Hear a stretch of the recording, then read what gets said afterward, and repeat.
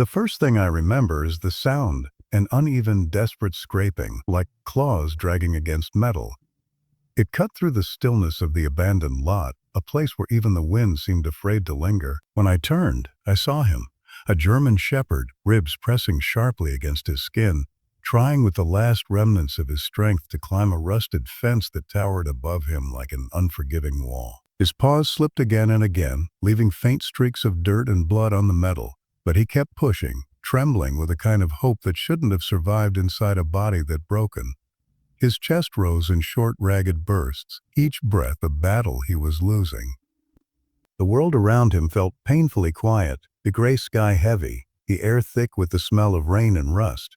For a moment, he hung there, suspended between falling and fighting, eyes wide with the silent plea of someone who had run out of places to run. And in that fragile second before gravity reclaimed him, I realized I was witnessing the exact moment a soul decides whether it will give up or try one last time to be saved. The world always feels different at the edges, those forgotten corners where people no longer look, where silence grows thick enough to feel like a presence of its own. That morning, the abandoned lot was such a place, a realm of rusted metal, broken concrete, and weeds that had grown tall enough to hide secrets. I remember stepping onto the gravel and feeling the air change, becoming colder, heavier, as though the wind itself knew something painful was about to surface. I didn't come there searching for anything. If anything, I was simply trying to escape my own restless thoughts, the kind that make quiet places feel comforting. But some stories don't wait for you to be ready. They find you exactly when you're unprepared, when you're still convincing yourself you can't carry more weight. It started with a sound I couldn't name at first, a raw scraping that cut through the still air like a cry muffled inside metal. I paused. The world around me paused too. Or maybe that's just how memories work, the moment stretching as my senses sharpened, as if pulled by instinct. The scraping came again, louder, trembling, and suddenly the silence was gone, replaced by the unmistakable rhythm of desperation. I moved toward the noise without thinking, my footsteps crunching over gravel that seemed too loud in the tense stillness. The broken fence ahead, half leaning, half clinging to what remained of its foundation, stood like a warning line.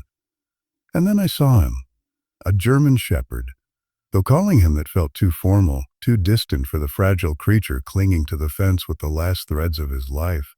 His paws were pressed against the metal grid, claws digging in as if trying to hook onto something that no longer existed. His ribs formed stark shadows beneath his skin, every breath exposing the sharp outlines of hunger and exhaustion. Mud caked his legs, dried blood clung to patches of torn fur. And his eyes, God, his eyes were the kind that claw at you long after the moment ends. Wide, trembling, rimmed with fear so deep it looked like it had been living inside him for months. He wasn't climbing for safety anymore. It was clear he didn't even know what safety felt like. He was climbing out of instinct, out of that last spark inside a dying flame that refuses to go dark. His paws slipped suddenly, dragging down the fence with a shriek of metal.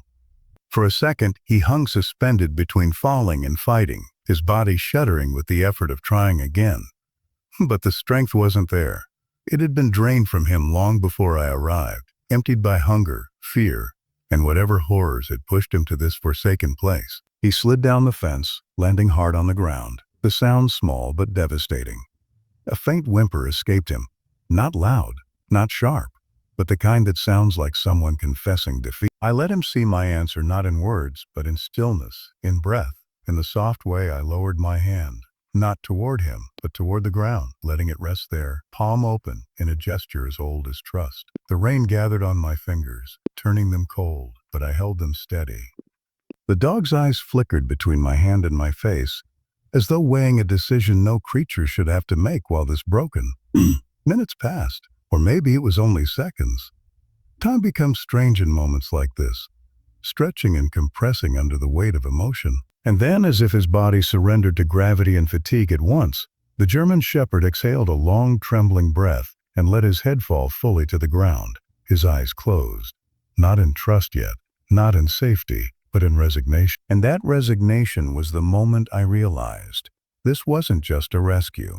It was the beginning of trying to coax a dying soul back into the world, The rain softened the edges of the world, turning the abandoned lot into a blurred watercolor of gray sky, trembling weeds and rusted metal. Drops slid down my face, mixing with the heat of my breath as I knelt there, watching the shepherd lying defeated in the mud. There was a strange heaviness in the air, like the moment before a confession. His sighs rose in shallow, uneven rhythms, each breath sounding like a fragile thread holding him to life. For a long moment, neither of us moved. I was afraid to get closer, and he was too broken to run. The distance between us felt sacred, like the thin space between fear and hope. The first time I whispered again, my voice nearly cracked. "It's okay, I'm right here." The words felt small compared to the weight he carried on his trembling frame. He didn't lift his head this time. Only his ear twitched faintly, as if the sound reached him from far away. I shifted slowly on my knees, careful not to splash water toward him. The mud sucked at my shoes, cold and sticky, but my attention stayed fixed on the fragile rise and fall of his ribcage. He looked worse up close. His fur, once the proud coat of a German shepherd, hung in muddied clumps. Old scars hid beneath newer wounds, some fresh enough that the rain stung them visibly. The skin around his left hind leg was swollen, raw in places where a trap or wire must have cut him. His paws were scraped and cracked, bleeding from his attempts to climb the fence. And yet, despite the wreckage of his body, his eyes, when they finally opened, held a depth of emotion that made my breath catch. They were eyes that had seen too much, suffered too long, and still searched the world for something softer than cruelty. I lowered myself a little further, letting my weight sink into the mud. My jeans soaked through instantly, cold seeping into my bones. The rain tapped gently against my shoulders, a steady whisper urging patience. "I won't hurt you," I murmured, my voice barely above a breath. The shepherd's ears twitched again, but he didn't lift his head. He watched me through half-lidded eyes, wary but too exhausted to react. I lifted my hand an inch. He flinched, barely, but enough to make my chest tighten with anger toward whoever had done this to him. I froze immediately, letting him see that even his flinch had power, that he controlled this moment, not me. His breathing quickened, a faint whine slipping from his throat, not loud but painfully raw. I whispered again, softer this time. "It's all right.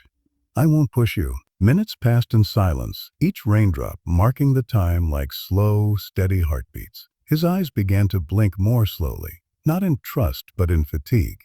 He didn't have the strength left to keep his guard fully up. That was the moment I shifted my hand again. Painfully slow, every movement broken into smaller movements, the way you approach something sacred and wounded. My fingertips touched the mud inches from his paw. Not him. Not yet. Just the earth beneath his body. He stared at my hand with an exhaustion that cut deep. His gaze didn't hold suspicion this time, only a hollow numbness, the kind of emptiness that comes after too many disappointments. I let my hand stay there, palm open, giving him a choice. The rain gathered in the hollow of my palm, forming a small trembling pool before spilling over the edges. His eyes flicked to it briefly, then back to my face. Slowly, painfully slowly, he tried to lift his head again. The movement pulled a gasp from him, a small broken sound that made my throat burn. He managed to lift it halfway before his muscles gave out, and he dropped it back down. But something had shifted in that tiny attempt. It was the faint, flickering spark of instinct, the part of him that still wanted to respond to the world, even after it had abandoned him. I moved closer by an inch, stretching my hand toward him again. This time he didn't flinch. His eyes followed the movement, heavy with exhaustion.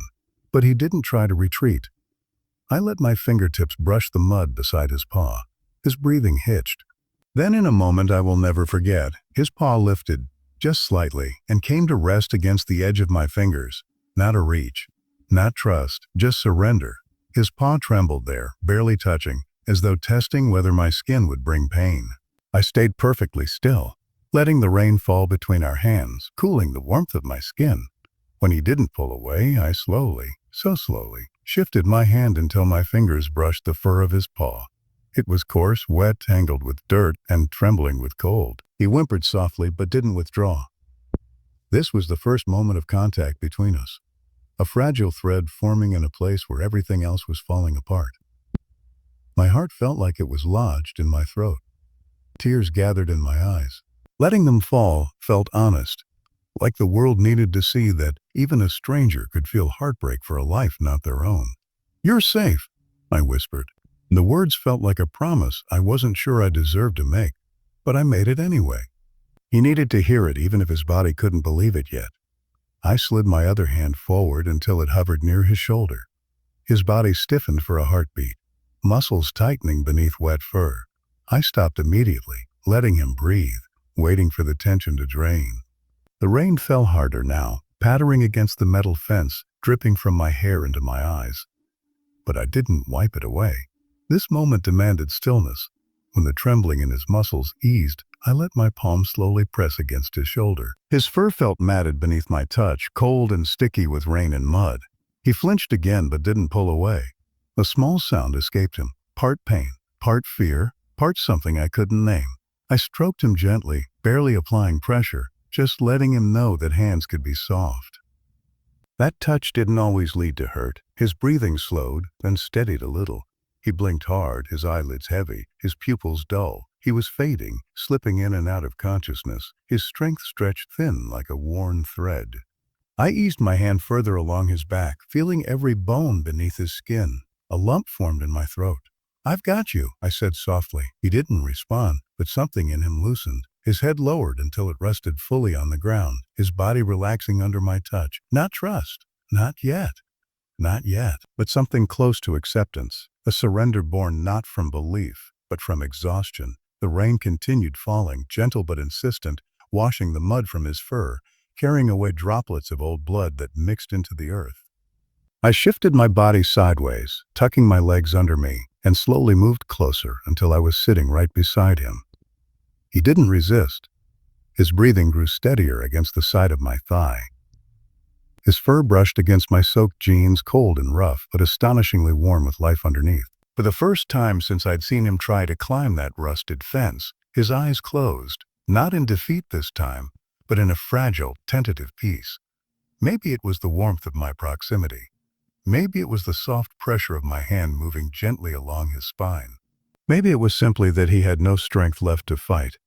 Whatever the reason, his breathing deepened slightly, the tremble in his body easing.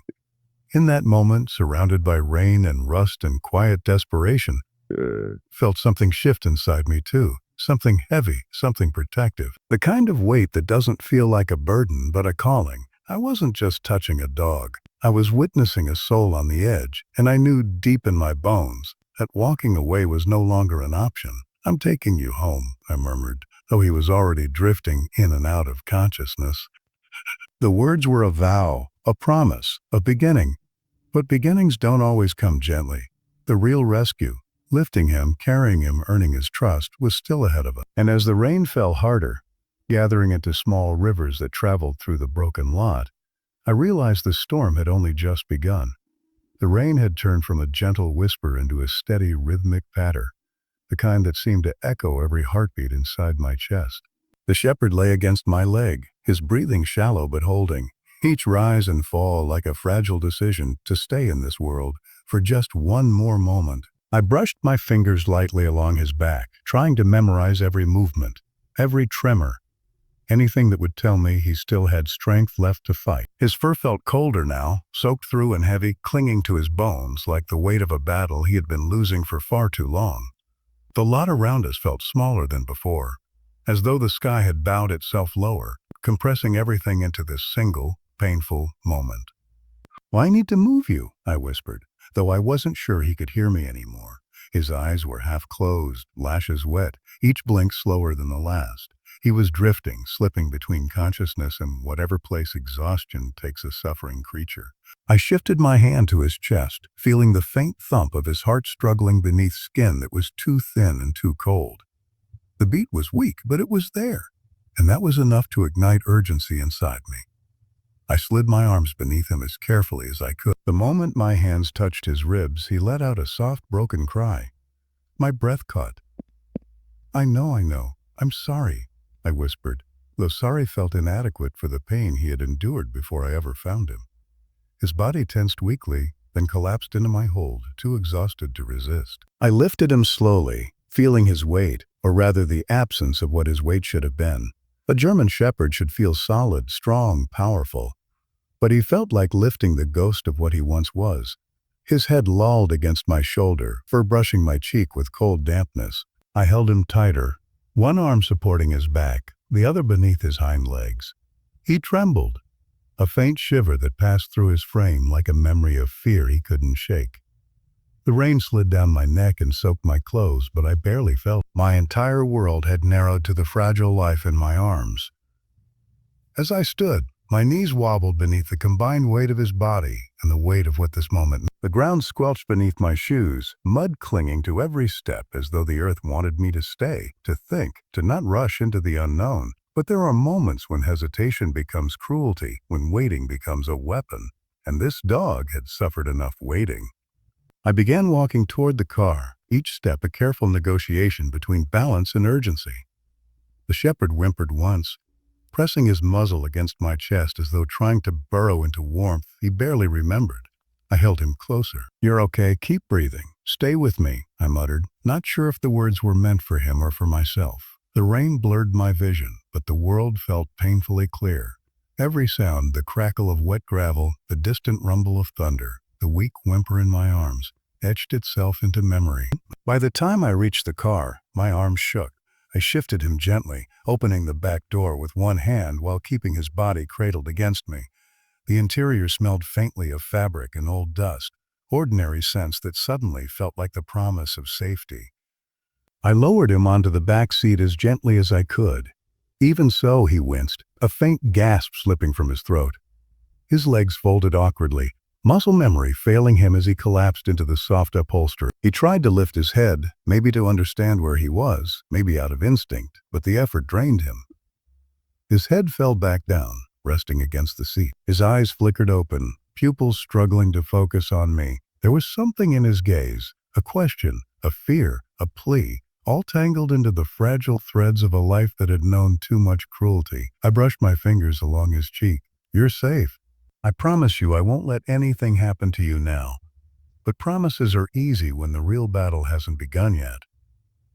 I closed the door gently, the sound muffled by the rain, and moved quickly to the driver's seat. My hands shook as I fumbled with the keys, the engine sputtering to life with a tired hum.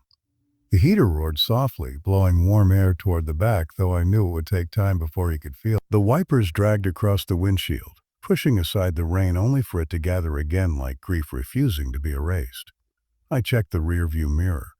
His body lay curled, or as curled as he could manage in his state, his breathing rapid and uneven. His fur glistened with moisture, each droplet reflecting the dim light like tiny shards of glass. He looked like he was fading. My chest tightened with panic.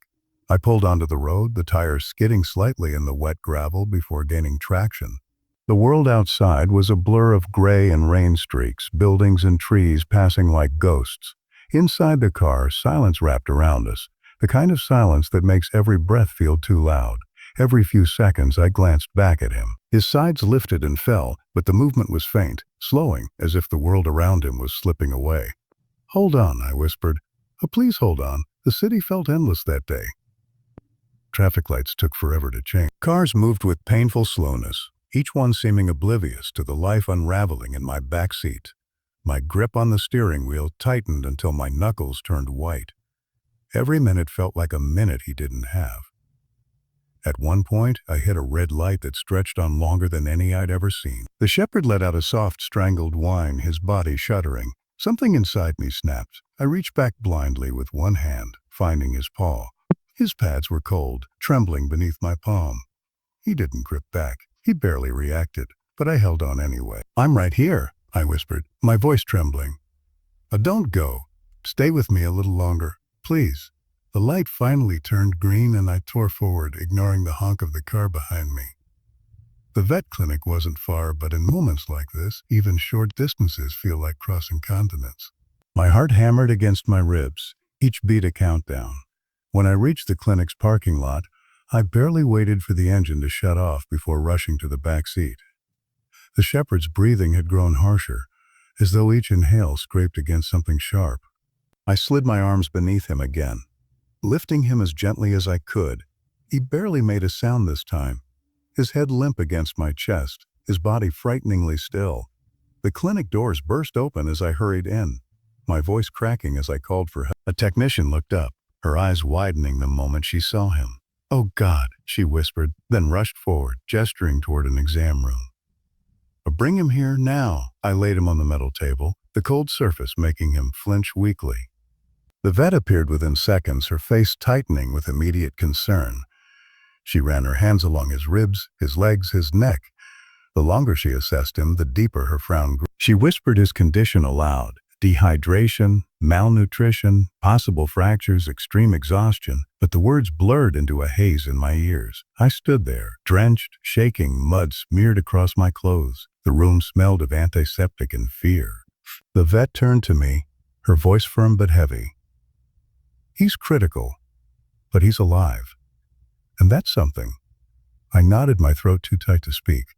They worked around him with practice Speed Force fluids, warming blankets, injections to ease pain he shouldn't have had to carry. Through it all, he lay still, his chest rising with slow, uncertain breaths.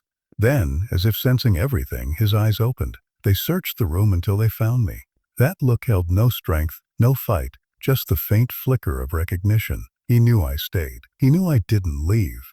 And in that tiny recognition, the long road out of the dark quietly began. The first week after I brought him home felt like living beside a ghost, silent, watchful, drifting through the rooms as if he wasn't sure he had the right to exist inside them. He moved like a creature shaped by apology, always expecting a door to slam or a voice to crack like a whip. Anytime I shifted my weight too fast or dropped something by accident, he flinched so hard his nails clicked against the floor, body shrinking in on itself as though bracing for a blow that never came. And every time, I knelt beside him with slow hands and a softened voice, trying to convince him that the world he knew had changed, that pain was not a promise anymore. He slept curled into the tightest circle, nose tucked under his tail, the way abandoned animals do when they're trying to make themselves small enough not to be noticed. Some nights, I woke to the sound of his breathing, a broken rhythm, like something inside him was still running even when his body lay still. There were moments when the room felt heavy with everything he wasn't saying, the kind of silence that grows out of years of surviving instead of living. And in those moments, I wondered how long it would take for a dog who had been chased, starved, and forgotten to believe that kindness wasn't another trap. On the 5th morning, I found him standing in the doorway of the kitchen, watching me quietly as I prepared his food. The light from the window caught the gold on his fur, and for the first time I saw something different in his eyes. An almost invisible softness, thin as the film of dawn settling over the world. When I set the bowl down, he didn't rush, didn't devour it like a creature afraid the meal would disappear. Instead, he walked toward it slowly, pausing once to glance up at me, just a flicker. But it was enough. He was asking permission. He was checking if safety was real. And when I nodded, he exhaled, long, fragile, relieved, and began to eat. Trust, I learned, isn't something that arrives like a thunderclap. It comes in moments so small you almost miss them. The brief wag of a tail, the quiet sigh at your feet, the way he eventually stood a little closer instead of a little farther. By the second week, he started following me from room to room, not close enough for touch, but close enough for presence. If I sat at the table, he settled under it. If I stepped outside to water the plants, he lingered by the doorframe as though he had finally picked a place he didn't want to lose. The first time he let me pet him intentionally was an evening I'll never forget. The rain had softened the world outside, covering everything in a faint silver mist. I was sitting on the floor, back against the couch, letting the quiet stretch between us like a bridge he could choose to cross. He approached slowly, each step cautious, head lowered, ears flicking with uncertainty. Then, with a trembling breath, he placed his muzzle on my knee, lightly, carefully, as if offering me the most fragile part of himself. I didn't move at first. I let him decide what came next. And when he leaned in closer, when his weight pressed against me in silent surrender, I finally lifted a hand and rested it gently on his head. He didn't pull away. He didn't flinch. Instead, he melted, bit by bit, breath by breath, into a body that had finally found a place soft enough to fall apart in. After that night, something inside him began to shift. He started sleeping stretched out instead of curled tight. He started letting his ears relax, the constant tension around his shoulders fading like a scar, slowly losing its sting. He followed me into the backyard one afternoon, and when a bird flew past, he lifted his head with a spark of curiosity instead of fear. It was the first sign that the world had started to look like a place worth exploring again. But healing is never a straight line. There were days when he retreated into himself, days when he paced by the windows as if searching for escape routes out of habit. Sometimes, in the middle of the night, he let out soft, wounded sounds, half whimpers, the ghosts of memories still clinging to him. I would sit beside him on the floor, whispering into the darkness that he was safe now, that the past couldn't find him here. And though he couldn't understand the words, he understood the steadiness of my presence. It calmed something inside him, loosening the grip of whatever chased him through his dreams. One afternoon, near the end of the third week, the moment I'd been silently hoping for arrived without warning. I was sitting on the porch steps, tying my bootlaces, when I felt a warm weight press gently against my back. I turned slightly and saw him standing there, tail lifted, not wagging wildly, but lifted, eyes bright with something that looked almost like gratitude. Then, with a small, uncertain breath, he nudged the side of my arm with his nose, asking for something he never had before. Affection, not caution, not permission, affection. I wrapped my arms around him slowly, giving him time to refuse. He didn't. Instead, he leaned into me with his whole body, resting his head on my shoulder in a way that felt like the final crack in a long, frozen river. And in that moment, when his weight settled fully against my chest, something warm and fierce traveled through me. An unspoken promise that I would never let him be hurt again. From that day forward, he was different. He walked with more confidence, ate with more ease, even allowed himself to play small moments at first, a gentle paw on my shoe, a cautious trot through the grass. But each tiny step forward felt monumental, like watching a sunrise after a night you weren't sure would end. And then one morning I saw the moment I had been waiting for more than any other. He looked at me, not through me, not past me, not with the haunted, hollow stare he arrived with, but at me, present, open, alive. His ears perked slightly, his chest rose with a steady breath, and his eyes held something that hadn't existed there before. Trust fragile and new, but real enough to catch the light. In that stillness, with the soft hum of morning settling around us and the faint rustle of leaves whispering like a gentle chorus, I realized the truth I had been feeling piece by piece. He wasn't just surviving anymore. He was beginning to live. And the heart that had once trembled by the fence, the heart that had fought through exhaustion, hunger, fear, and abandonment, was learning how to feel safe inside a world that finally wanted him to stay. The morning of the breakthrough began the way the quietest miracles do, without announcement, without urgency, just a gentle shifting in the air that felt different even before anything happened. The sky was pale gold, the kind of fragile light that makes the world look washed clean. Dew clung to the grass like a constellation fallen to earth, and the trees swayed in a soft rhythm, as if humming a song only the wind understood. I stepped outside with my mug warming my hands, expecting another slow start, another patient walk through the backyard where he'd stay close, cautious but willing. But that morning he didn't stay close. He stood in the yard with his head lifted toward the horizon, eyes sharp, posture tall, chest rising with a steady confidence that hadn't been there before. The weak, shrinking ghost I first found clinging to a fence was nowhere to be seen. In his place stood a creature rediscovering himself, piece by piece, breath by breath. For a moment, he simply watched the open space in front of him, watched it like someone who had studied freedom for so long that he forgot it belonged to him too. And then, without hesitation, he ran. Not the hesitant trotting he'd done before, not the cautious, half-hearted steps of a dog afraid the world would punish him for wanting joy. This was different. His legs stretched long, powerful strides, cutting through the grass with the fluidity of a creature who finally remembered what his body was built for. His ears flattened back from the wind, the sunlight glinting off his black and tan coat as he veered left, then right, tail lifted in a rush of uncontainable life. I watched him go with something burning in my chest. Part awe, part relief, part something too deep to name. Because I realized, standing there in my stillness while he soared through movement, that this was the moment he had been crawling towards since the day he tried to pull himself over that rusted fence. He wasn't running away. He wasn't trying to escape. He was running into something, into himself, into possibility, into the first real taste of being unbroken. He circled the yard, then slowed, then sprinted again, switching directions like pure instinct was guiding him. The wind carried the muffled thud of his paws against the earth, each impact a reminder that he was alive, that his body wasn't meant for trembling or shrinking or hiding. It was meant for this, and as he passed close to me, only for a second, I saw the spark in his eyes. Joy. True, bright, unfiltered joy. The kind that rises only when fear loosens its grip for good. I don't know how long he ran.